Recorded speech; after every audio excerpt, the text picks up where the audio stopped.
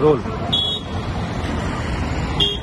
आपण सध्या मुंबईच्या अणुशक्ती नगरचा जवळचा जो परिसर आहे तिथे आहोत. हा नवीन पूल आहे ज्याच्यावरनं वाशीवरून येणारी जी सगळी मंडळी आहे मराठा आंदोलक ते सगळेजण येताना आपल्याला बघायला मिळतं. अणुशक्ती नगरमध्ये मराठा समाज आहे घाटकोपरचा, त्यांच्या वतीने या ठिकाणी संपूर्ण व्यवस्था करण्यात आलेली आहे. पाण्याची व्यवस्था, खाण्याची व्यवस्था, चहा बिस्किटची व्यवस्था सगळी करण्यात आलेली आहे. कारण महाराष्ट्राच्या कानाकोपऱ्यातून आज मराठा आंदोलक या ठिकाणी पोहोचत आहेत. मुंबईला आझाद मैदानावर अनेक जण आधीच जायला निघालेले आहेत. पोलिसांनी खरं तर आझाद मैदानाची परवानगी नाकारलेली असली तर मुंबई महानगरपालिकेच्या वतीनं जो स्टेज बांधण्याचा प्रयत्न चालू होता तो जरी थांबवण्यात आला असला तरी आंदोलक मात्र मुंबईच्या आझाद मैदानावर जाण्यावर ठाम आहे.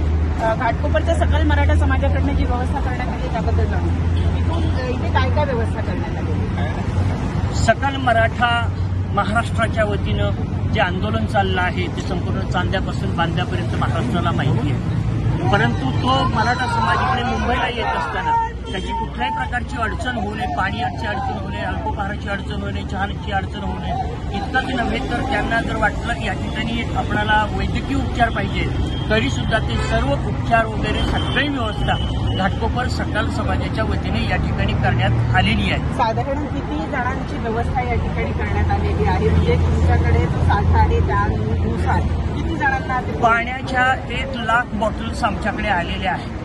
शिवाय आम्ही जे आवाहन केलं होतं पाणी आणि बिस्किट त्याच्यासाठी जवळजवळ 75,000 हे बिस्किटचे बॉक्सेस आलेले आहेत आणि मग 75 गुणिले अशा प्रकारचे ते पुढे आमच्याकडे आलेले आहेत. आणि या ठिकाणी आलेले जेवढे म्हणून काही जे मोर्चेकरी आहेत त्या सर्वांचं आम्ही समाधान जरी करू शकलो नाही तरी सुद्धा या घाटकोपरमधून सगळे सकल मराठी हे या मनोज जरांगे पाटील यांच्या सोबत आहे हा विश्वास देण्याचा याच्या पाठीमागे उद्देश आहे. आपण पाहतो की मोठ्या संख्येने